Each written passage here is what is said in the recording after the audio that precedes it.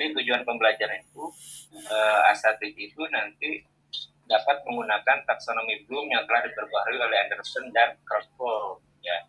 Terus yang kedua bisa menggunakan teori tentang 6 bentuk pemahaman atau understanding oleh Nick Stage ya dan Wick tahun 2005 dan taksonomi Marzuano tahun 2000 gitu ya.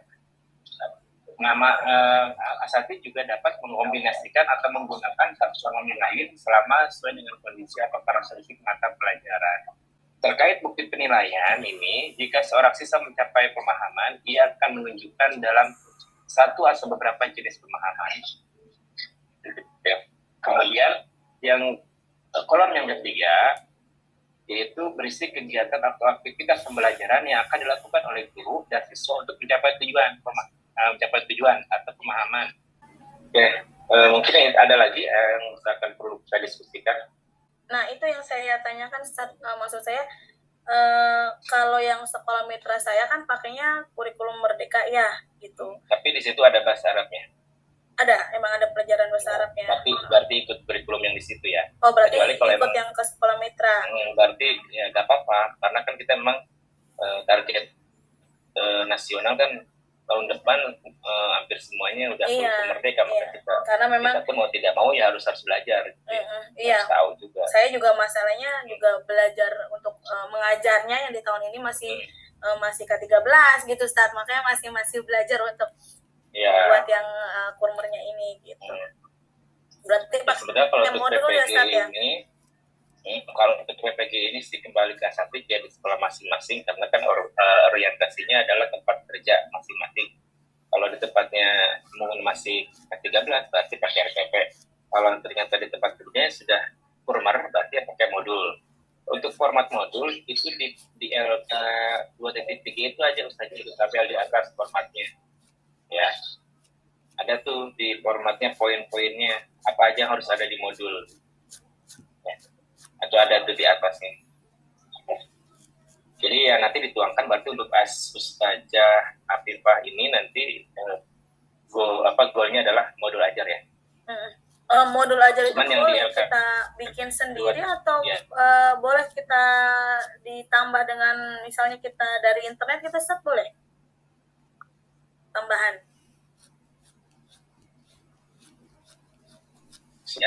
Ya mau dari YouTube, dari mana aja, mending sesuai dengan materi yang kita sampaikan. Ya jadi modul aja itu tidak terikat. Cuman kalau untuk materi kan kita terikat dengan kurikulum ya. Iya. Gitu. Untuk ininya mana ya tadi ada tempat. Nih. Untuk format modul ajar di sini ada ya sapinya. Ini komponen modul ajar. Informasi umum. Secara keseluruhan ada 3, ada informasi umum, ada komponen IPI, sama ada lampiran. Berarti nanti ketika memang tujuannya adalah modul ajar, berarti ke semua ini harus ada. Ya. Informasi umum itu mencakup identitas, terus modul, kompetensi awal, profil pelajar Pancasila, sarana dan prasarana, target peserta didik, model pembelajaran yang digunakan, PBLA, PJBLK, atau seperti apa. Tujuan pembelajaran, asesmen, pemahaman bermakna, pertanyaan pemantik, kegiatan pembelajaran, refleksi, perserik, dan predik, kemudian ada lampiran, ada LKPD, pengayaan dan remedial, bahan bacaan, predik, dan perserik, dan glosarium ini opsional ya, glosarium ini opsional. Kemudian terakhir adalah daftar pustaka, berarti buku yang digunakan ketika saat mengajar, ini di lampiran itu daftar pustakanya ditulis. Ya, adapun misalkan modelnya mau di Word, Pak, atau mau di Canva biar lebih eye-catching, yaitu kembali lagi ke saat itu. Sesuai dengan kreativitas masing-masing. Kalau misalkan kira doa ya ambil teks aja, jangan ambil teks ada, jangan berupa percakapan. Kemudian tujuan pembelajaran yang dari dari CP ini, yang pertama melalui model pembelajaran PBL, peserta didik mampu mengenali, ini C1 dari taksonomi Bloom yang revisinya mengenali itu maksudnya ke C1. Mengenali fungsi sosial, struktur teks, dan unsur kebahasaan, bunyi, kata, dan makna dari teks sederhana yang berkaitan dengan tema al-ma'ruf fil madrasah dengan memperhatikan susunan gramatikal mubtada, khobar, mubtada isyarah plus khobar isim dengan benar. Yang kedua, melalui model pembelajaran PBL, peserta didik mampu memahami masuk ke C2 di taksonomi Bloom, fungsi sosial, struktur teks, dan unsur kebahasaan yang berkaitan dengan tema Maruful Madrosa dengan memperhatikan susunan gramatikal yang sama seperti di atas. Yang ketiga, melalui model pembelajaran PBL, peserta didik mampu mengaplikasikan, ini masuk ke C3 di taksonomi belum, kaidah tentang bentuk, makna, dan fungsi gramatikal mubtada dan khobar dalam teks sederhana yang berkaitan dengan tema Maruful Madrosa dengan benar. Kemudian asesmennya, asesmen formatif, penilaian saat pembelajaran langsung. Yang pertama, penilaian pengetahuan. Ini teknik penilaiannya berupa tes, instrumennya tes tulis.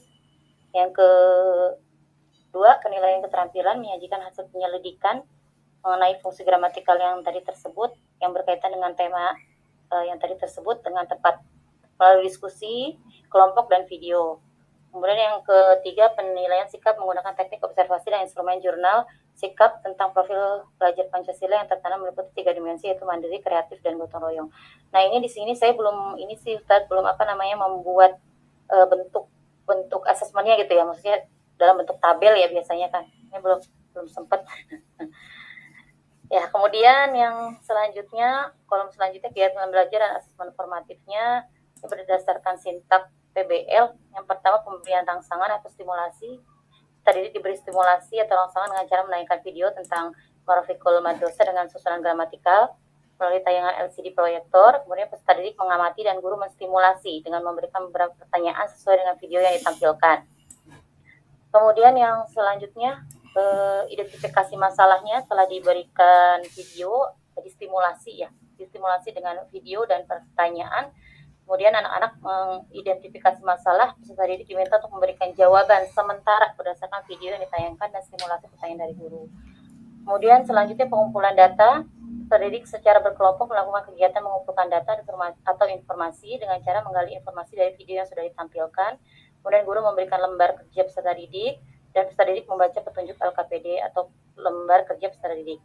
Peserta didik mengisi hasil pengamatan pada lembar kerja peserta didik. Kemudian pengolahan datanya, peserta didik berdiskusi dalam menggali informasi mengenai kegiatan yang dilakukan untuk menganalisis bentuk, makna, dan fungsi gramatikal yang tadi sudah disebutkan dengan tema yang tadi sudah disebutkan. Jadi sudah diberikan stimulasi, kemudian mereka dibuat kelompok, kemudian mereka berdiskusi dalam kelompok, kemudian mereka melakukan pembuktian dari hasil diskusi tersebut, yaitu dengan setiap perwakilan kelompok mengomunikasikan hasil diskusi kelompoknya di depan kelas dan kelompok lain menanggapinya. Kedua, peserta didik membuktikan hasil penyelidikan dan dibimbing oleh guru menjelaskan mengenai konsep gramatikal dengan mengisi lembar penilaian pengetahuan. Nah, ini mungkin lebih kepada mereka langsung mengaplikasikan temuannya gitu dalam bentuk soal tes tertulis di sini di pembuktian. Kemudian yang terakhir, menarik simpulan atau generalisasi. Guru memberikan umpan balik terhadap hasil diskusi kelompok dan memberikan penguatan materi. Kemudian peserta didik menyimpulkan apa yang telah mereka pelajari, dan guru memberikan evaluasi terhadap materi yang sudah dikerjakan. Demikian Ustadz. Lebih lengkap dari mungkin teman-teman yang tadi yang di awal. Ini maharanya marako saja. Menyimak. Istimak ya. Menyimak. Istimak. Gak boleh lihat juga pembelajaran minhaj saja. Oke. Kita ke bawah lagi saja. Itu kalian kolom yang tengah saja. Nah, ini penilaian keterampilan, menyajikan hasil penyelidikan mengenai fungsi gramatikal. Tapi ini kan lebih ke asesmen yang menilai mengenai kemampuan istilah ya. Ini nanti ditampilkan video atau apa saja? Iya, ditampilkan video. Nanti stimulasinya ditampilkan video, terus mereka mengamati video tersebut.